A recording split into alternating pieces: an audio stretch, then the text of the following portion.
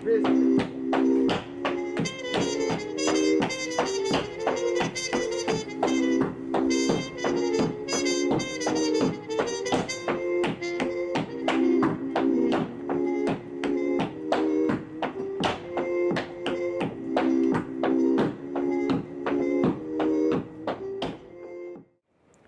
want to know what your life felt like before those cowards knocked the door to your sanctuary off its hinges.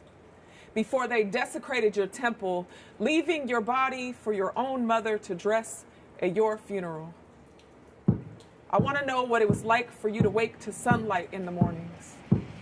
If we would have been friends in some other life, or if we would have seen each other in a room full of other black women and only passed each other like oceans, tired of carrying heavy ships. I would like to ask you if people treated you like you were hard to love, your sublime skin a stain on their perfect lie. If you saw the world through blood-colored glasses, the hard-to-drink truth is, I only know you because Black death is so profitable. You are as close to a sister to me as another dead woman. Your family cried out like violets dancing in the middle of a field somewhere and no one noticed. Your face is indeed just another notch on America's belt, bragging about you, another warm, fresh kill. And ain't your smile sharp enough to break sorrow or mend a best friend how aloe plants do wet and ugly scars? And ain't your life like Mia's, ripped and torn from your family at the train station? Like black women's bodies ain't worth nothing unless they're for pleasure or bitter pain. To good old America's bursting guts and ornate belts, are our minds any less goddess than Nefertiti? I want to know if you wore your heart on your sleeve, climbed out of your dreams in the morning with your hair resting in silk or satin bonnet. Did your laughter taste like buzzing bees in your lover's abdomen? Were you honey on his lips? How was it for best friends to weep to you? Ever wanted to be loved by a man so bad that you made nurturing into selflessness? I want you alive and not for profit, for a mural or t-shirt or poem or nightmare. Must we be lotus who rises from the mud? Must we be dead to be noticed? I want to know what it was like for you to be alive.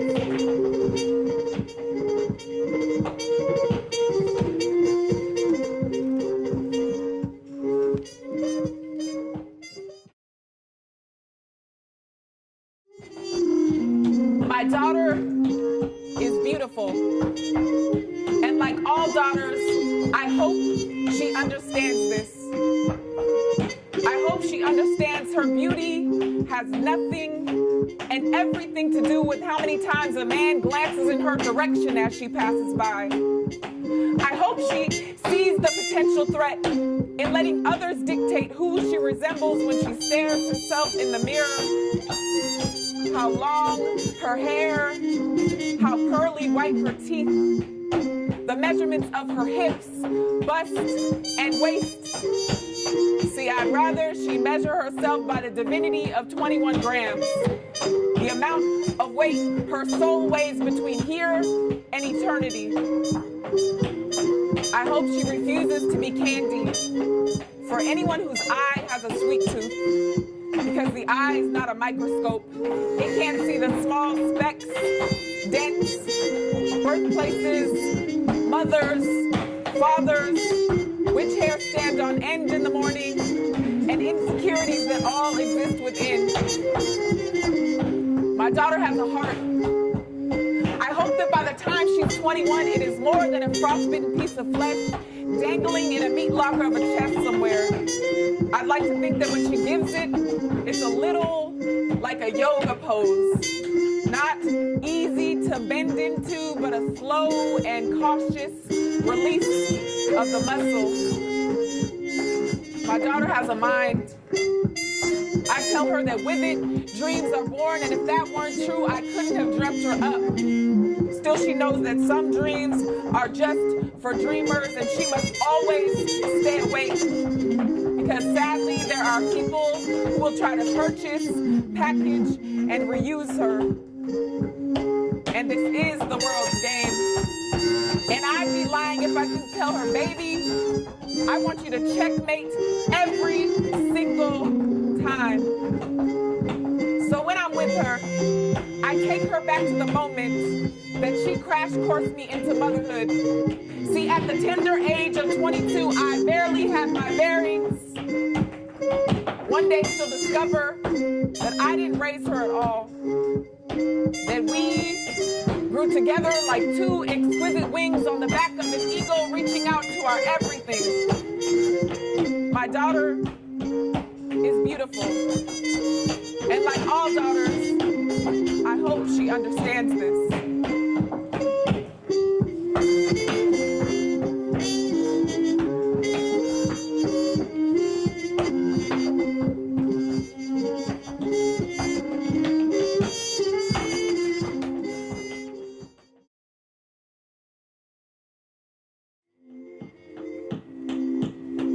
I am sitting on a stool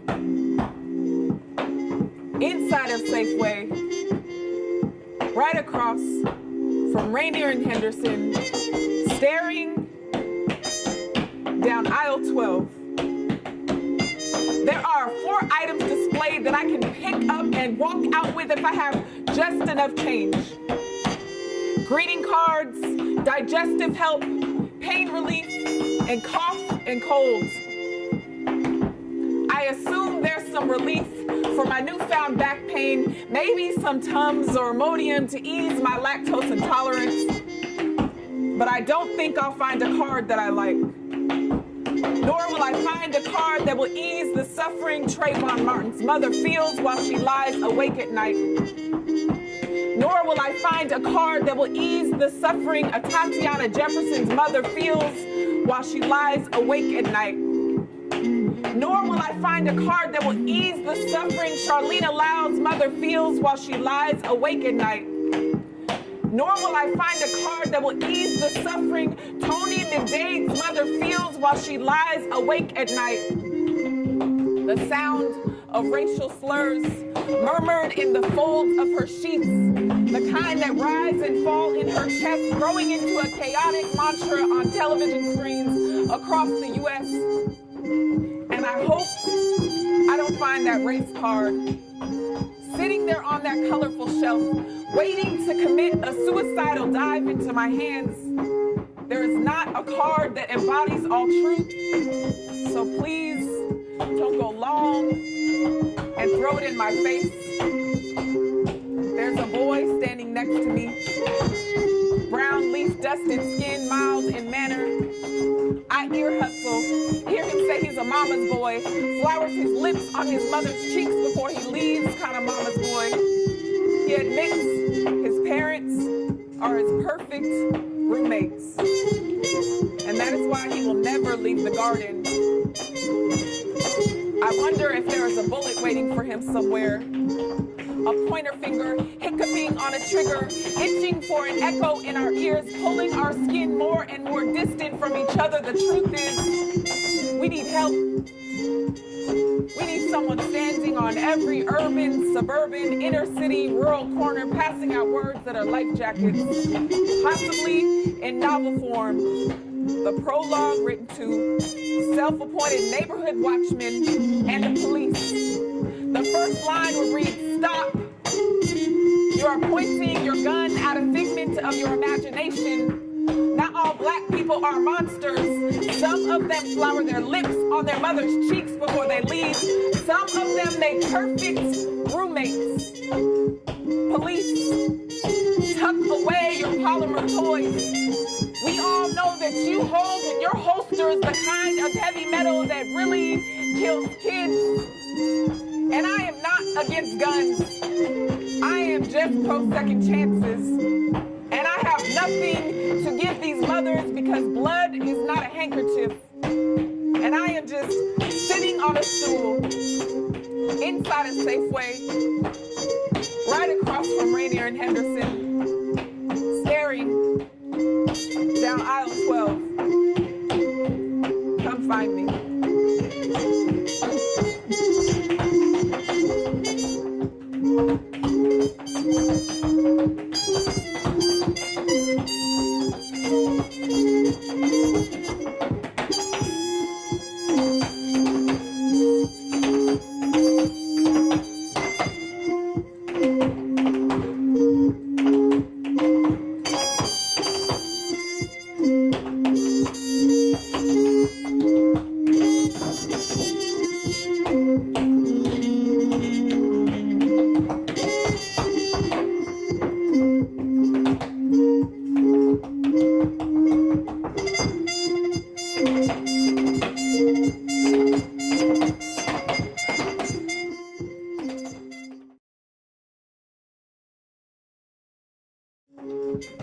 Scientists say we are at least 60% water.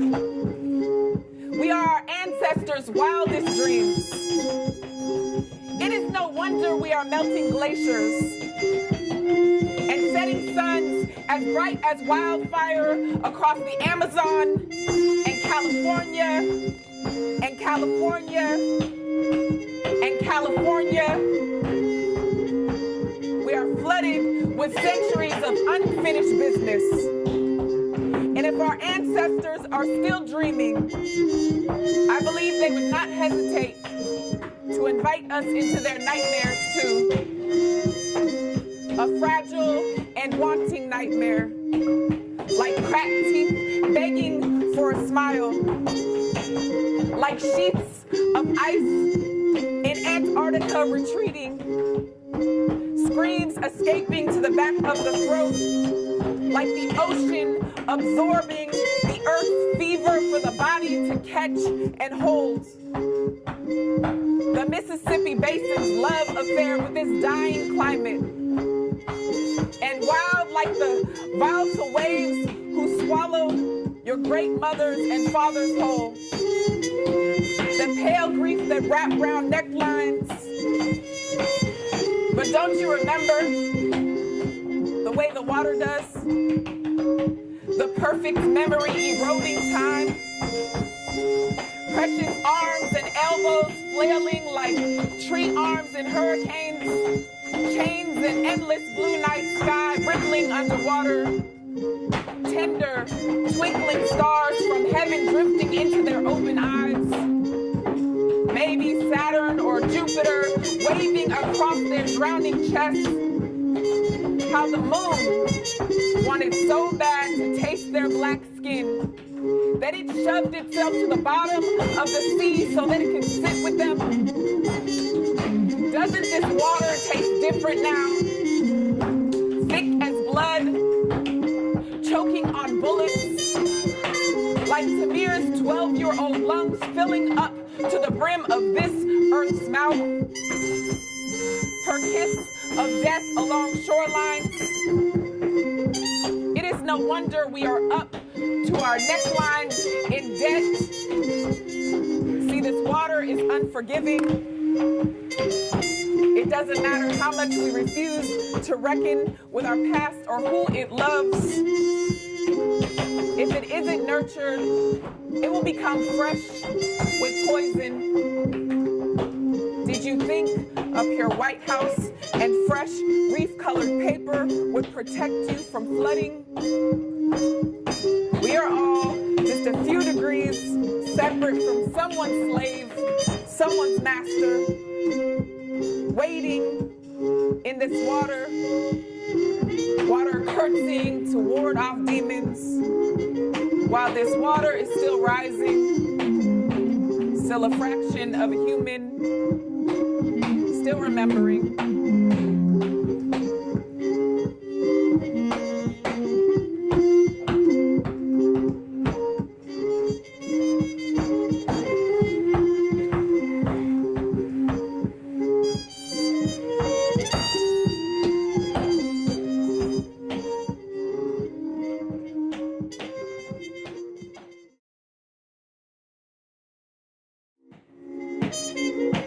just wanted to thank everyone for being here. Thank you for listening. I want to thank Wa Na Wari. I want to thank Omar and my child, my daughter Raven. This is All Water Has Perfect Memory. These are poems from my new released book. You can check me out on Instagram if you want to. Self-Love Vigilante. You can purchase it on my website, ChelseyRichardson.org. This is for you, and this is for us. So thank you for being here. Peace.